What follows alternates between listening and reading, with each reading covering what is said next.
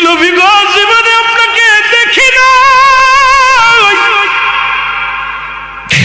আপনার আমার মাওলারে আমি দেখি নাই, না দেখে আমি আশিক পাগল হয়ে গেছি। নবী গো আজকে বলে দাও তুমি আমি পোশাক ছাড়বো নাকি ছাড়বো, আমি জীবনটা দিয়া দিবনি। ইলহামের মাধ্যমে শুনতে পাই, এ বাবা পোশাক ছেড়ে দে, পোশাক লাগবে না,